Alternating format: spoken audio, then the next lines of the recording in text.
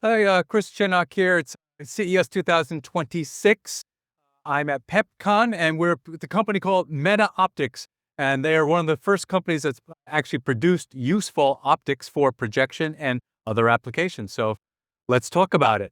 Yeah, we are a small company. We are 4.5 years old company, Okay. and we only have 5 employees. Really? We are a very lean team. This is you. Yeah, we are a very lean team. Yeah. We use our resources wisely. Okay. And also we have a very a small group of very experienced people running the company. Are you the CEO? I am the deputy CEO. The CEO is over there, Mr. Mark. Okay. Yeah, so he has a vast experience in semiconductor equipment, knowledge, and then also in optics. Yes, so he previously was from a Singapore optics company that produced modules for a company that does with face recognition. So what I want to show you, focus you on is the 4-point over here. Yeah. Yeah. So this is actually the rectangular metalens that can be incorporated into like laptop front cameras. Right. Okay. Which doesn't require a high megapixel, high resolution. For sure. Okay. Yeah, and the whole point of metalenses, as you said, is to get rid of the bulky physical optics. But with a meta lens, it's basically designed for one wavelength. It should be laser or very narrow bandwidth operation. Right. Good. So because right now we are our fab, right, is not ready to produce meta lens that is achromatic. That means it works on multiple wavelengths. So what we do over here, I want to show you an illustration that we dissect like the Mickey Mouse lens. The Mickey Mouse looking lens that you see over here is actually what you see here. Okay? All right? You see this one? Yeah, we can see it now. All right. So this is actually what you see over here is a Qualcomm development kit. Okay. So we actually test. So the Qualcomm development kit enables you to test like certain functions in a phone. So this is actually a mobile phone. This itself is a mobile phone. All right. We're using a C8550, and then So right now you can see the cameras with the 3 images. So this is on a single sensor. All right. So so these are supposed to be the red, green, and blue channels. Yes, I want to show you how it gets. So you can see that there's a color chart over here. Yes. Every lens is actually one color. All right. You can see it over here. So on the top left hand side is red, and in the middle is green, and on the right hand side is blue. I see. Yep. All right. And then we have our own proprietary software. We merge the 3 images together to get a color image. Right, and that's so this is your kind of unique architecture here. You spatially separate red, green, and blue collection, and then I guess angle the light down to a single sensor. So you're focusing those 3 paths to a single point on the image sensor. Yes, absolutely correct. Yes. Okay. All right. So while we do this, when we test that it's okay, and we integrate it into our own MetaOptics tool. Aha. Right. So you can see, traditional smartphones has many optics on the phone, and you can see that right now it's bulging out. We want to show the world that with Metalens we can actually reduce the need for the bump. Absolutely, and it's flush like this. So whatever you see, we are using the same lens, or is the RGB like this. Wow, that's very interesting. Right? So this is our very small smartphone, our prototype that we launched. It's Android based. So I want to point you to the camera over here. We are the first company in the world to be able to produce a single layer of meta lens to capture a color image. Yeah, I mean it's not a great color composition there. Yes, right. But it's a great first prototype. Right, this is our first prototype. Yeah, and I think it can be further enhanced. Yeah. So have you thought about going beyond RGB and doing RGB like cyan and magenta and yellow to fill out the color? Yes, all this can be worked. We can take different degrees, or maybe if I want more green, I can focus more on green, and then that will help us with the color. Yes, red, green, and blue. So this one will be a function of software. The software can help to enable this using our Metalens. Yeah. So have you talked with any AR companies to help take a micro LED engine and reduce those optics to get it into the waveguide? Yeah, so we are actually working with some of the projector companies. Okay. So one of it is actually like our Pico Projector. So in this Pico projector, this doesn't use digital light processing (DLP). Okay. All right, this uses laser beam scanning.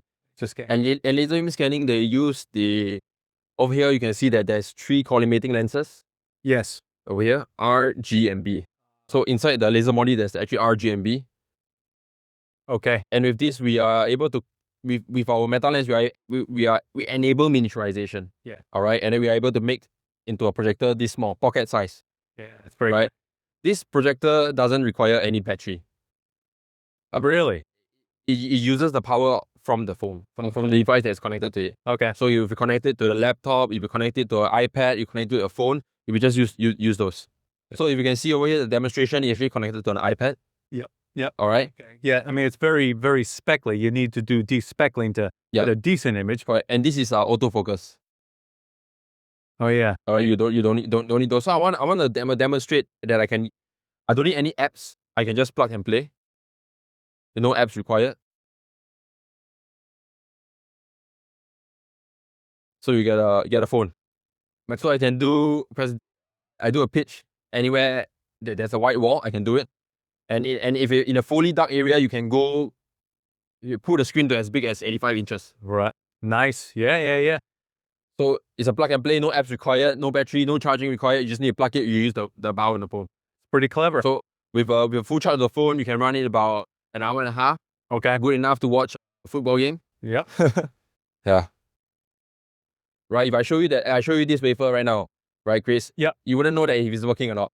No, of course not. So I put it into my different products, showing that you can capture an image, a color image. We can do a wide field of view camera. Yep. You can see us right there for spatial recognition. And then I put it into a phone to show you the possibility of making the phone small with Metalens. Of course, if you talk about the clarity right now, it's about 1 to 2 megapixels. We can further improve those. Right? Those is just a function of time. Right. Yeah. Okay. Maybe I pull you to something on recognition. So in our phone, we have, other than the front-facing camera over here, we have a non-contact fingerprint. So traditional fingerprint sensing that you find in Android phones, like the Samsung you have, it's actually contact. Yeah. So this is non-contact. It's a non-contact. Okay. So something like this will be. Yes, it's the same sensor, right? It's the same sensor. Yes. So can you see that there's the RGB here? Yeah. And so all the products we use are using all the same lens. Okay. Different applications, but using the same lens. Yeah. So you can see this is the finger. We can actually detect very, very clear structures on the palm.